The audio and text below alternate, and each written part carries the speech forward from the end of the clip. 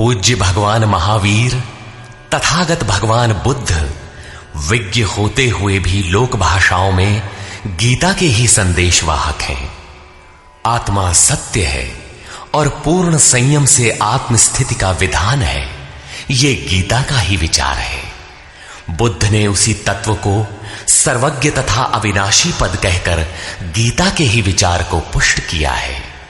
इतना ही नहीं, अपितु विश्व वाडमय में धर्म के नाम पर जो कुछ भी सार सर्वस्व है, जैसे एक ईश्वर, प्रार्थना, पश्चाताप, तप इत्यादि गीता के ही उपदेश हैं। वही उपदेश स्वामी श्री अड़गड़ानंद जी के मुखाब से निःसृत यथार्थ गीता कैसेट रूप में मानव मात्र की मुक्ति का दिव्य संदेश बनकर उपस्थित है।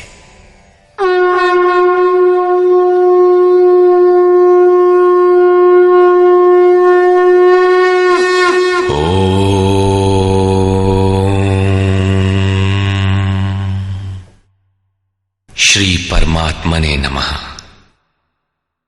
यथार्थ गीता, श्रीमद् भगवत गीता, अथ पंचमो अध्यायः। अध्याय 3 में अर्जुन ने प्रश्न रखा था कि भगवान, जब ज्ञान योग आपको श्रेष्ठ मान्य है तो आप मुझे भयंकर कर्मों में क्यों लगाते हैं? अर्जुन को निष्काम कर्म योग की अपेक्षा ज्ञान योग कुछ सरल प्रतीत हुआ लगता है, क्योंकि ज्ञान योग में हारने पर देवत्व और विजय में महामहिम स्थिति, दोनों ही दशाओं में लाभ ही लाभ प्रतीत हुआ। किंतु अब तक अर्जुन ने भली प्रकार समझ लिया था कि दोनों ही मार्गों में कर्म तो करना ही पड़ेगा। योगेश्वर उसे संशय रहित होकर तत्वदर्शी महापुरुष की शरण लेने के लिए भी प्रेरित करते हैं, क्योंकि समझने के लिए वही एक स्थान है। अतः दोनों मार्गों में से एक चुनने से पूर्व उसने निवेदन किया। अर्जुन उवाच,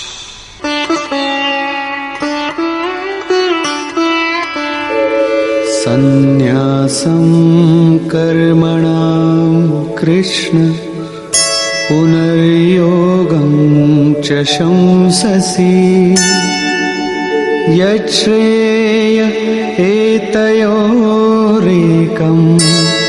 तन्मे ब्रूहि सुनिश्चितम्। हे श्री कृष्ण, आप कभी संन्यास माध्यम से किए जाने वाले कर्म की और कभी निष्काम दृष्टि से किए जाने वाले कर्म की प्रशंसा करते हैं। इन दोनों में से एक जो भली प्रकार आपका निश्चय किया हुआ हो, जो परम कल्याणकारी हो, उसे मेरे लिए कहिए। कहीं जाने के लिए आपको 2 मार्ग बताए जाए तो आप सुविधाजनक मार्ग अवश्य पूछेंगे। यदि नहीं पूछते तो आप जाने वाले नहीं हैं। इस पर योगेश्वर श्री कृष्ण ने कहा। श्री भगवान उवाच, संन्यासः कर्मयोगश्च निःश्रेयसकरावुभौ तयोस्तु कर्म संन्यासात् कर्मयोगो विशिष्यते। अर्जुन, संन्यास माध्यम से किया जाने वाला कर्म अर्थात ज्ञान मार्ग से किया जाने वाला कर्म और कर्म योग, निष्काम भावना से किए जाने वाले कर्म, ये दोनों ही परम श्रेय को दिलाने वाले हैं। परंतु इन दोनों मार्गों से संन्यास अथवा ज्ञान दृष्टि से किए जाने वाले कर्म की अपेक्षा निष्काम कर्म योग श्रेष्ठ है। प्रश्न स्वाभाविक है कि श्रेष्ठ क्यों है? ज्ञेयः स नित्य सन्न्यासी यो न द्वेष्टि न कांक्षति निर्द्वन्द्वो हि महाबाहो सुखं बन्धात् प्रमुच्यते। महाबाहु अर्जुन, जो न किसी से द्वेष करता है न किसी की आकांक्षा करता है, वो सदैव सन्यासी ही समझने योग्य है, चाहे वो ज्ञान मार्ग से या निष्काम कर्म मार्ग से ही क्यों ना हो।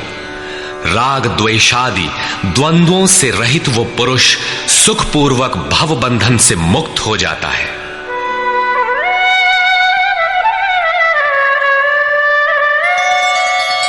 सांख्ययोगौ पृथग् बालाः प्रवदन्ति न पंडिताः एकमप्यास्थितः सम्यग् उभयोर्विन्दते फलम्।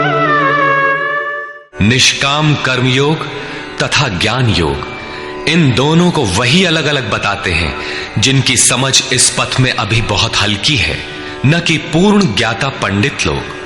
क्योंकि दोनों में से एक में भी अच्छी प्रकार स्थित हुआ पुरुष दोनों के फल रूप परमात्मा को प्राप्त होता है। दोनों का फल एक है, इसलिए दोनों एक ही समान हैं।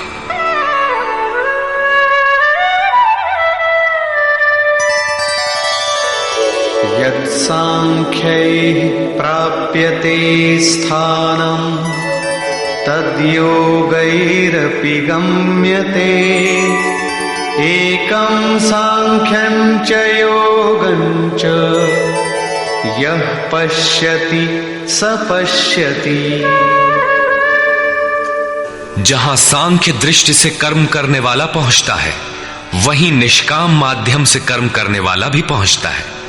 इसलिए जो दोनों को फल की दृष्टि से एक देखता है, वही यथार्थ जानने वाला है।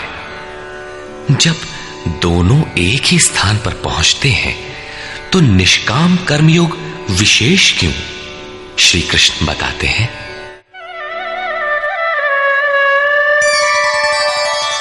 संन्यासस्तु महाबाहो दुःखमाप्तुमयो गतः योगयुक्तो मुनिर्ब्रह्म न चिरेणाधिगच्छति।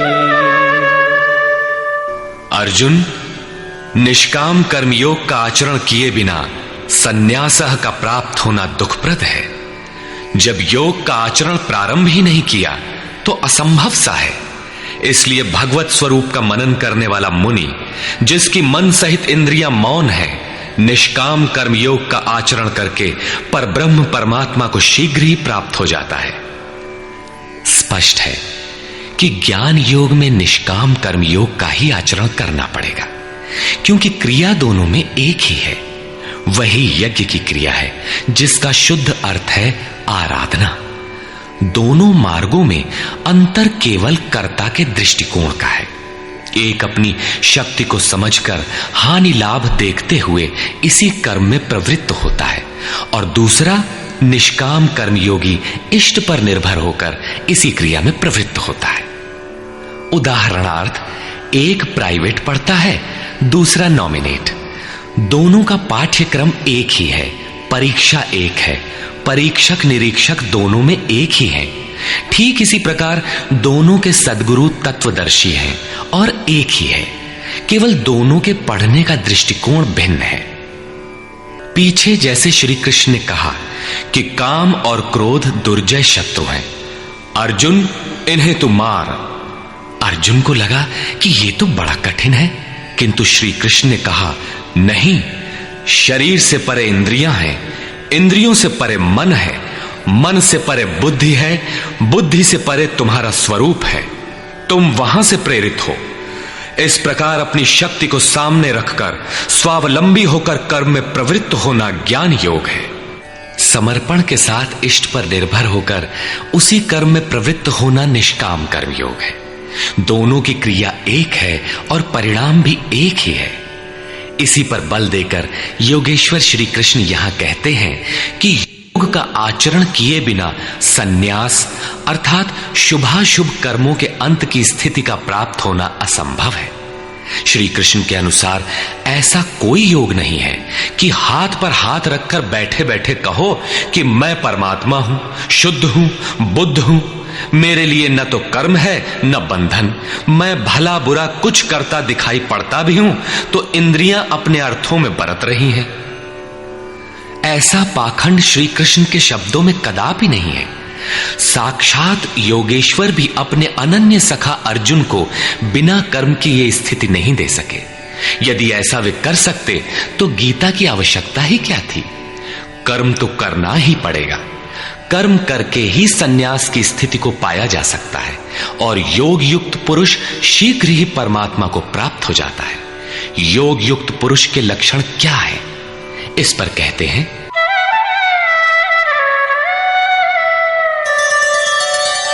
योगयुक्तो विशुद्धात्मा विजितात्मा जितेन्द्रियः सर्वभूतात्मा भूतात्मा कुर्वन्नपि न लिप्यते।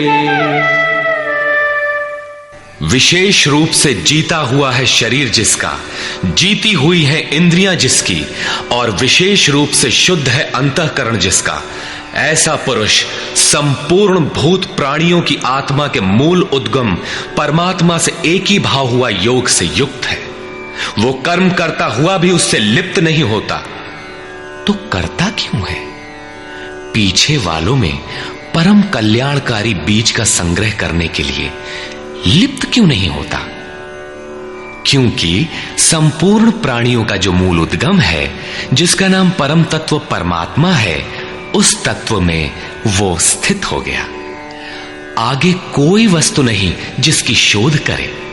पीछे वाली वस्तुएं छोटी पड़ गई तो भला आसक्ति किसमें करे? इसलिए वो कर्मों से आवृत नहीं होता। ये योग युक्त की पराकाष्ठा का चित्रण है।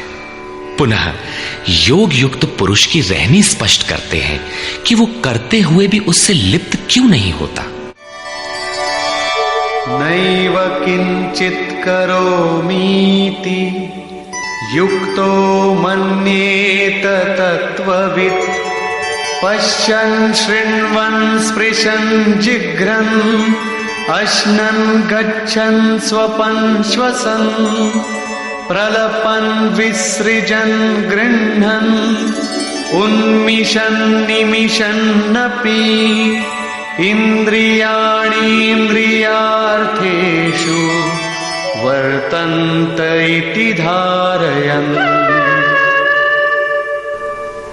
परम तत्व परमात्मा को साक्षात्कार सहित जानने वाले योग युक्त पुरुष की ये मन स्थिति अर्थात अनुभूति है कि मैं किंचित मात्र भी कुछ नहीं करता हूं।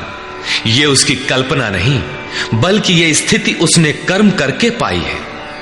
अब प्राप्ति के पश्चात वो सब कुछ सुनता हुआ, स्पर्श करता, सूंघता, भोजन करता, गमन करता, सोता, श्वास लेता, त्याग करता, ग्रहण करता, आंखों को खोलता और मीचता हुआ भी इंद्रियां अपने अर्थों में बरतती हैं।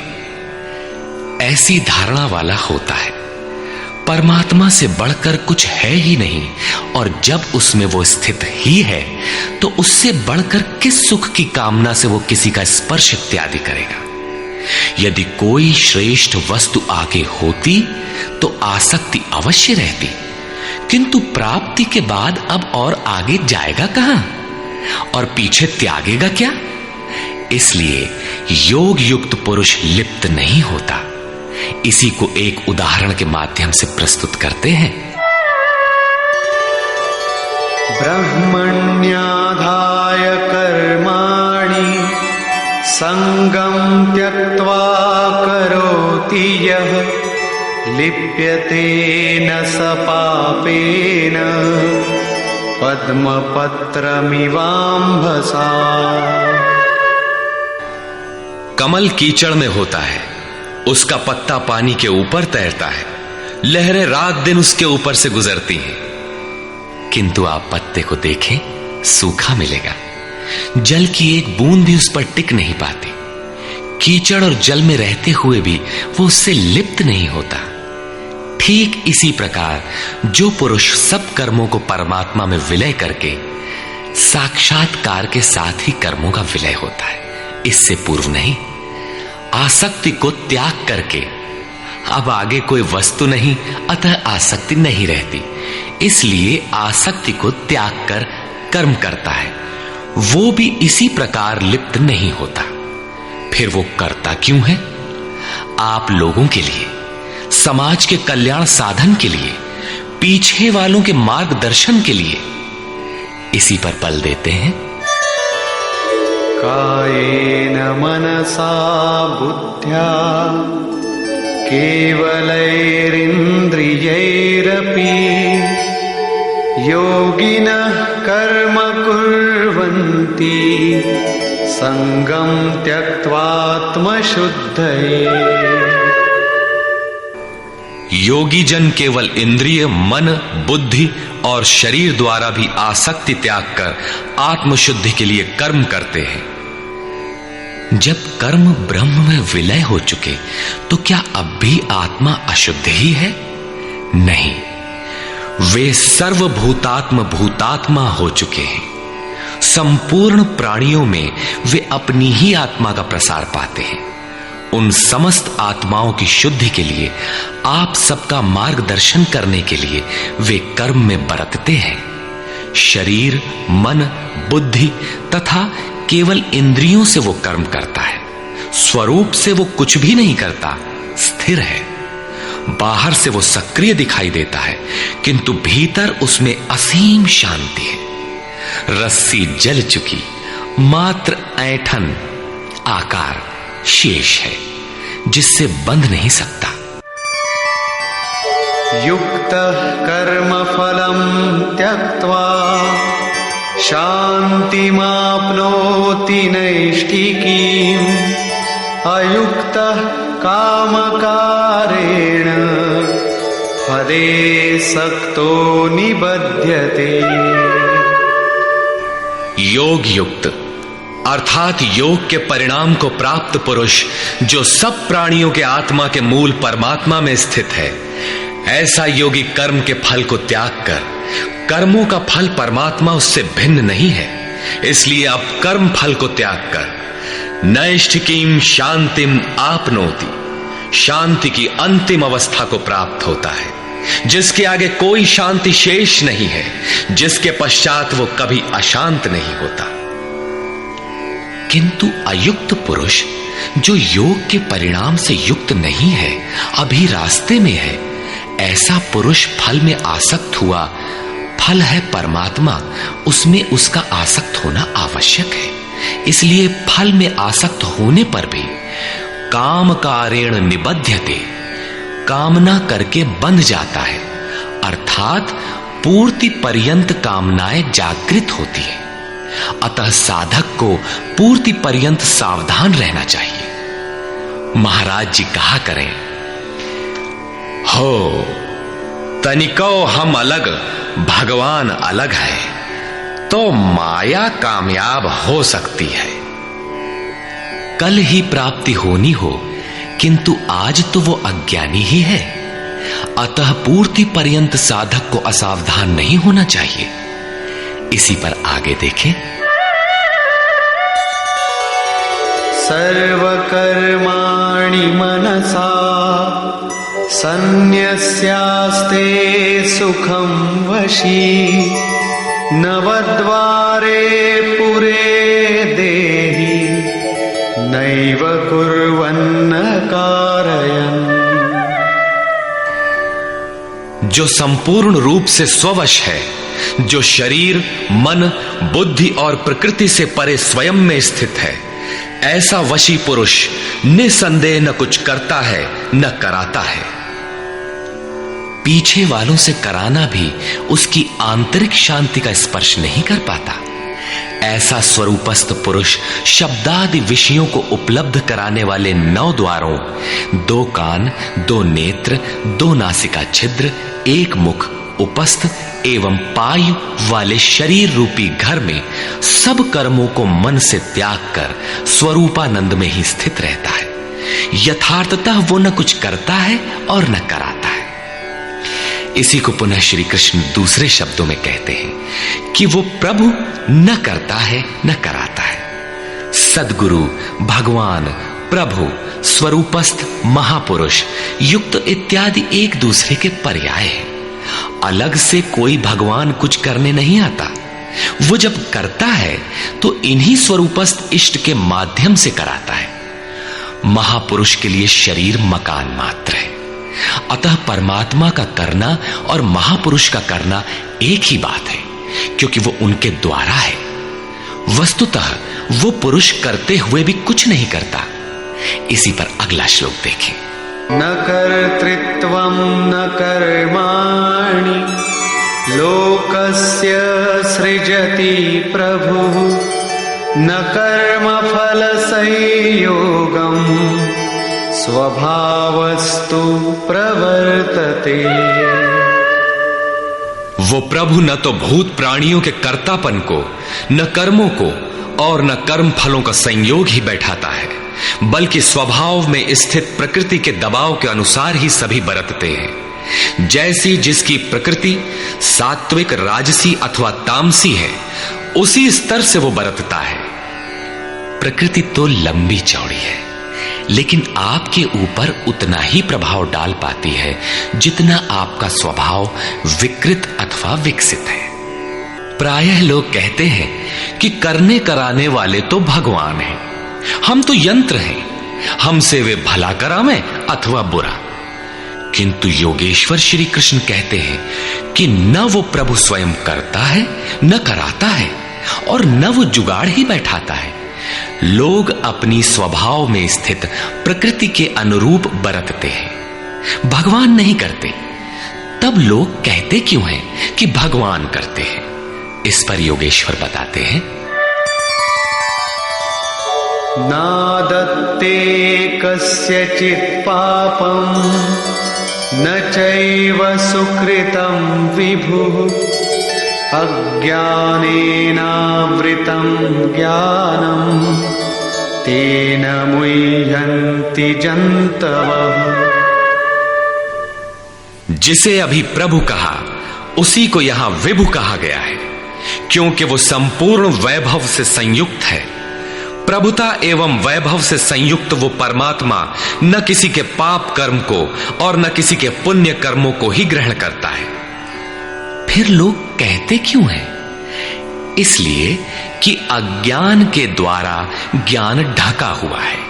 उन्हें अभी साक्षात्कार सहित ज्ञान तो हुआ नहीं, वे अभी जंतु हैं। मोहवश वे कुछ भी कह सकते हैं। ज्ञान से क्या होता है, इसे स्पष्ट करते हैं। ज्ञानेन तु तदज्ञानम् येषां नाशितमात्मनः तेषामादित्यवज्ज्ञानं प्रकाशयति तत्परम्। जिनके अंतःकरण का वो अज्ञान, जिसने ज्ञान को ढक रखा था, आत्म साक्षात्कार द्वारा नष्ट हो गया है, और इस प्रकार जिसने ज्ञान प्राप्त कर लिया है, उनका वो ज्ञान सूर्य के सदृश उस परम तत्व परमात्मा को प्रकाशित करता है। तो क्या परमात्मा किसी अंधकार का नाम है?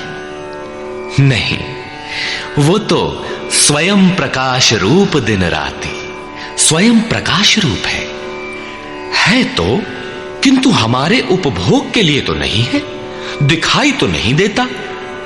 जब ज्ञान द्वारा अज्ञान का आवरण हट जाता है, तो उनका वो ज्ञान सूर्य के सदृश परमात्मा को अपने में प्रवाहित कर लेता है। फिर उस पुरुष के लिए कहीं अंधकार नहीं रह जाता। उस ज्ञान का स्वरूप क्या है? तद्बुद्धयस्तदात्मानः तन्निष्ठास्तत्परायणाः गच्छन्त्य पुनरावृत्तिं ज्ञाननिर्धूतकल्मषाः। जब उस परम तत्व परमात्मा के अनुरूप बुद्धि हो, तत्व के अनुरूप प्रवाहित मन हो, परम तत्व परमात्मा में एक ही भाव से उसकी रहनी हो और उसी के परायण हो, इसी का नाम ज्ञान है। ज्ञान कोई बकवास या बहस नहीं है। इस ज्ञान द्वारा पाप रहित हुआ पुरुष पुनरागमन रहित परम गति को प्राप्त होता है। परम गति को प्राप्त पूर्ण जानकारी से युक्त पुरुष ही पंडित कहलाते हैं। आगे देखें। विद्या विनय संपन्ने ब्राह्मणे गविहस्तिनी शुनि चैव श्वपाके च पंडिता समदर्शिनः। ज्ञान के द्वारा जिनका पाप शमन हो चुका है, जो अपनावर्ती परम गति को प्राप्त हैं, ऐसे ज्ञानी जन विनय युक्त ब्राह्मण तथा चांडाल में, गाय और कुत्ते में तथा हाथी में समान दृष्टि वाले होते हैं। उनकी दृष्टि में विद्या विनय युक्त ब्राह्मण न तो कोई विशेषता रखता है और न चांडाल कोई हीनता रखता है। न गाय धर्म है और न कुत्ता अधर्म, और न हाथी विशालता ही रखता है। ऐसे पंडित ज्ञाता जन समदर्शी और समवर्ती होते हैं। उनकी दृष्टि चमड़ी पर नहीं रहती बल्कि आत्मा पर पड़ती है। अंतर केवल इतना है, विद्या विनय संपन्न स्वरूप के समीप है और शेष कुछ पीछे है। कोई एक मंजिल आगे है तो कोई पिछले पड़ाव पर। शरीर तो वस्त्र है। उनकी दृष्टि वस्त्र को महत्व नहीं देती, अपितु उनके हृदय में स्थित आत्मा पर पड़ती है। इसलिए वे कोई भेद नहीं रखते। श्री कृष्ण ने पर्याप्त गो सेवा की थी। उन्हें गाय के प्रति गौरवपूर्ण शब्द कहना चाहिए था, किंतु उन्होंने ऐसा कुछ भी नहीं कहा। श्री कृष्ण ने गाय को धर्म में कोई स्थान नहीं दिया। उन्होंने केवल इतना माना कि अन्य जीवात्माओं की तरह उसमें भी आत्मा है। गाय का आर्थिक महत्व जो भी हो, उसका धार्मिक वैशिष्ट्य परिवर्ती लोगों की देन है। श्री कृष्ण ने पीछे बताया कि अविवेकियों की बुद्धि अनंत शाखाओं वाली होती है, इसलिए वे अनंत क्रियाओं का विस्तार कर लेते हैं। जबकि निष्काम कर्म योग में अर्जुन निर्धारित क्रिया एक ही है, यज्ञ की प्रक्रिया आराधना। अपुनरावृत्ति वाला ऐसा महापुरुष उस विद्या विनय संपन्न ब्राह्मण, चांडाल, कुत्ते, हाथी और गाय सब पर समान दृष्टि वाला होता है, क्योंकि उसकी दृष्टि हृदय स्थित आत्म स्वरूप पर पड़ती है। ऐसे महापुरुष को परम गति में क्या मिला है और कैसे, इस पर प्रकाश डालते हुए योगेश्वर श्री कृष्ण बताते हैं। इहैव तैर्जितः सर्गो येषां साम्ये स्थितं मनः निर्दोषं हि समं ब्रह्म तस्माद् ब्रह्मणि ते स्थिताः।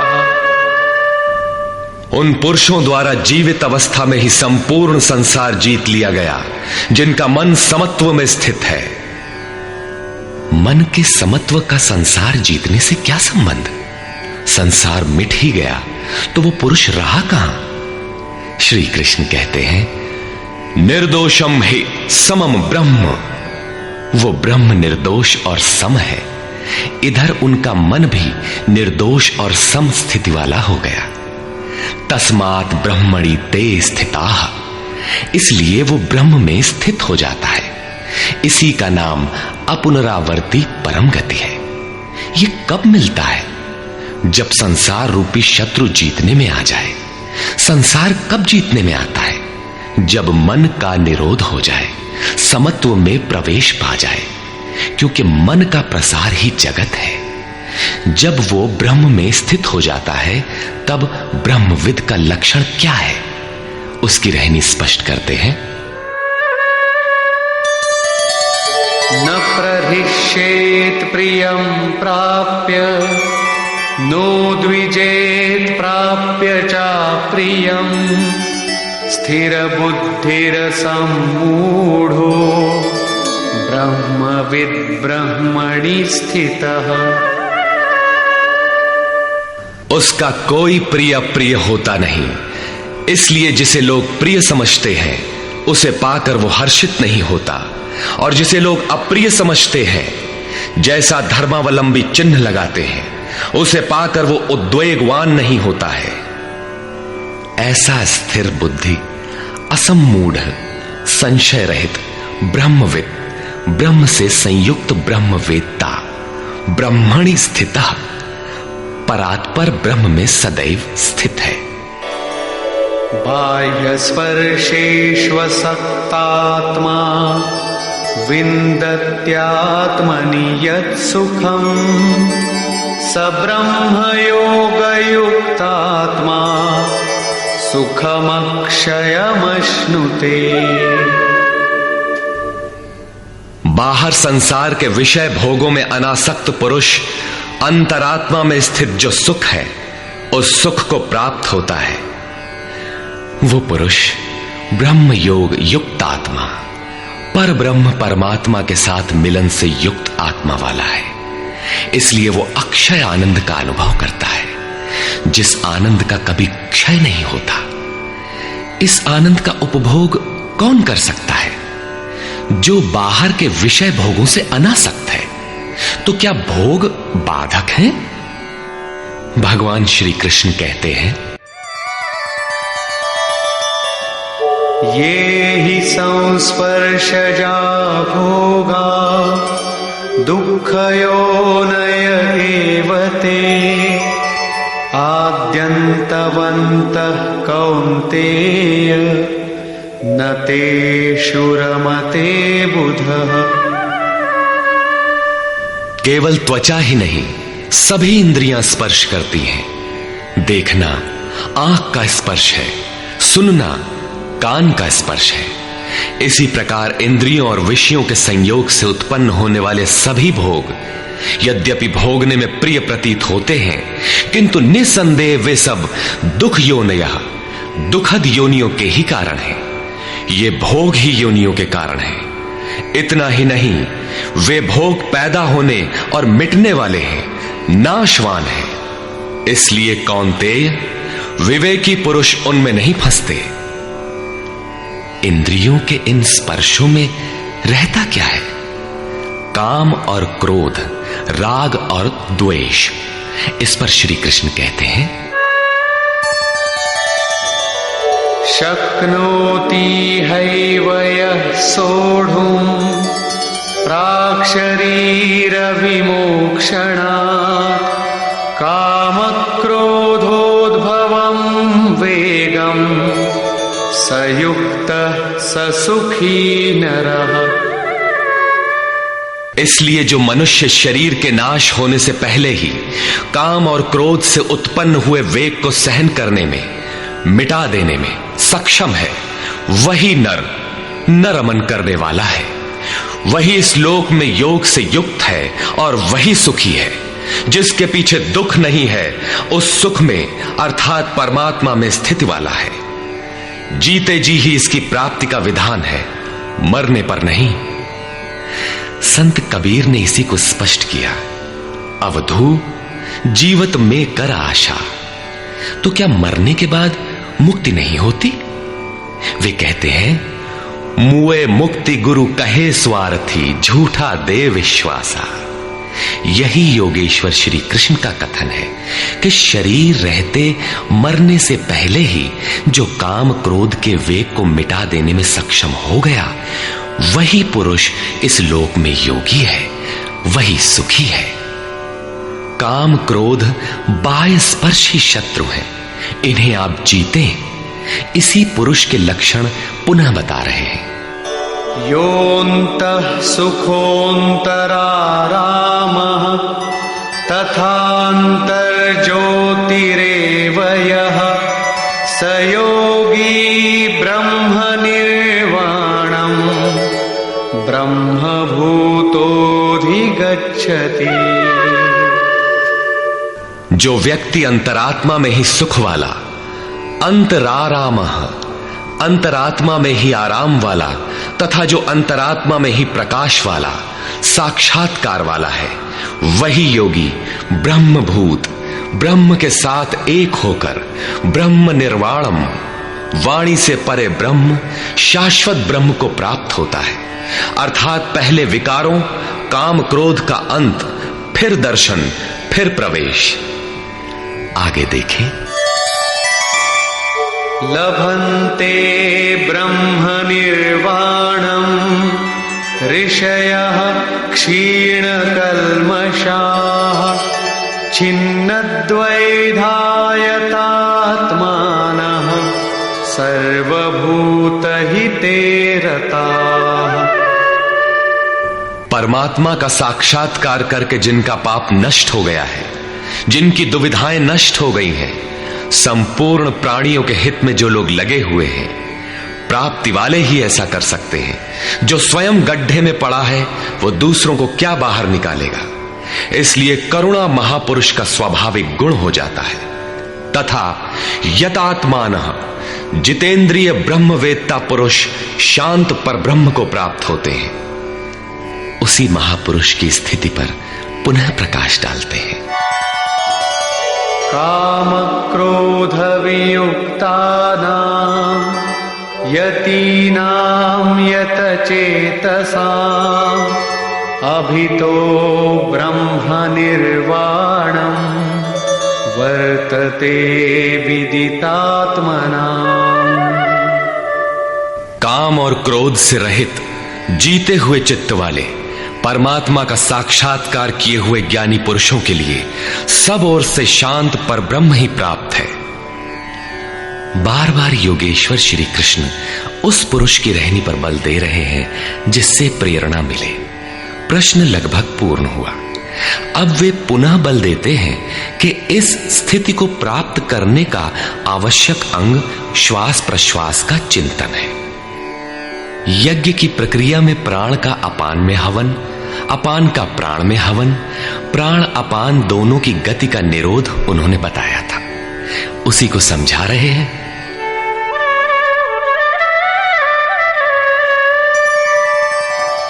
स्पर्शान् कृत्वा बहिर्बाह्यान्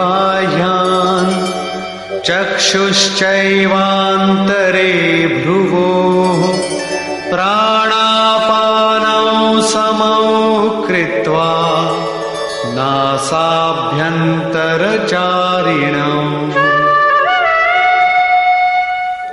यतेन्द्रियमनोबुद्धिः मुनिर्मोक्षपरायणः विगतेच्छाभयक्रोधो यः सदा मुक्त एव सः।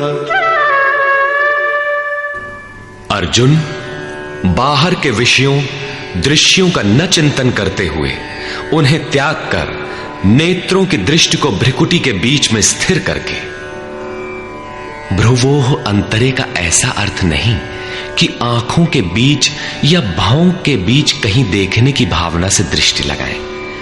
भ्रिकुटी के बीच का शुद्ध अर्थ इतना है कि सीधे बैठने पर दृष्टि भ्रिकुटी के ठीक मध्य से सीधे आगे बढ़े, दाहिने बाएं इधर उधर चकपक न देखें।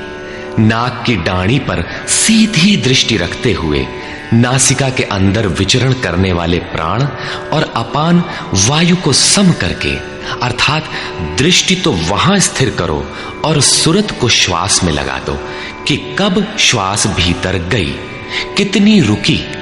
लगभग आधा सेकंड रुकती है, प्रयास करके न रोकें। कब श्वास बाहर निकली, कितनी देर तक बाहर रही। श्वास में उठने वाली नाम ध्वनि सुनाई पड़ती रहेगी।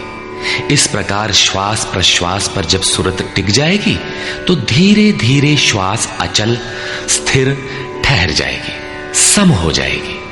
न भीतर से संकल्प उठेंगे और न बाह्य संकल्प अंदर टकराव कर पाएंगे। बाहर के भोगों का चिंतन तो बाहर ही त्याग दिया गया था, भीतर भी संकल्प नहीं जागृत होंगे। सुरत एकदम खड़ी हो जाती है, तैल धारावत। तेल की धारा पानी की तरह टप टप नहीं गिरती, जब तक गिरेगी धारा ही गिरेगी।